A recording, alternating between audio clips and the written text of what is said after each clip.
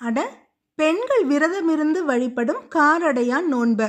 தன்னுடைய கணவன் சத்தியவானோட உயிரை யமதர்மன் கிட்ட இருந்த சாவித்ரி தன்னுடைய கற்பத்திறனாலும் அறிவாலும் மீட்டெடுத்த புராண நிகழ்வு தான் இது. மாசி மாதம் முடிந்து பங்குனி மாதம் பிறக்கும் வேளையில் பெண்கள் தங்களோட கணவரோட நீண்ட ஆயுளுக்காக வரம் வேண்டி காமாட்சி அம்மனை வழிபட்டு வெண்ணெய் மற்றும் கார அடை படைத்து இந்த விரதத்தை அனுஷ்டிக்கிறாங்க. காரடையான் நோன்பு கதையோட விரிவான விவரங்கள் இதோ இருக்கு. சத்தியவான் சாவித்ரி கதை. மத்திர நாட்டு மன்னன் அஸ்வபதியின் மகள்தான் சாவித்ரி. சத்தியவான் என்ற இளவரசனை அவள் திருமணம் செய்ய முடிவெடுத்தாள். ஆனால் அவனுக்கு இன்னும் 1 வருடத்தில் மரணம் நிகழும் என்று நாரதர் எச்சரித்தார். அதையும் மீறி சாவித்ரி அவரை மணந்து வனத்தில் கணவர் மற்றும் மாமனார் மாமியாருடன் வாசம் செய்தாள்.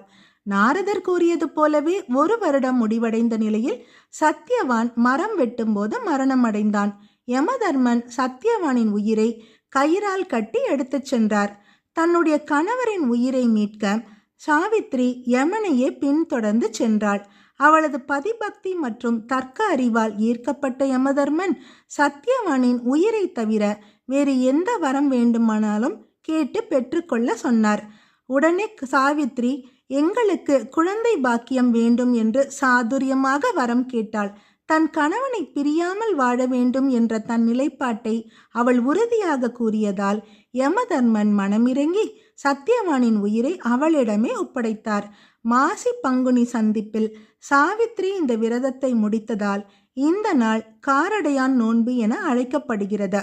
பெண்கள் திருமணமான புதிதில் வாங்கிய மஞ்சள் சரட்டை இந்த நாளில் புதுப்பித்து கையில் சரடு கட்டிக்கொண்டு காமாட்சி அம்மனை வழிபட்டு உருக்காத வெண்ணையும் ஓரடையும் நான் நோற்றேன், ஒரு காலும் என் கணவர் பிரியாமல் இருக்கணும் என்று வேண்டிக் கொள்வது வழக்கம்.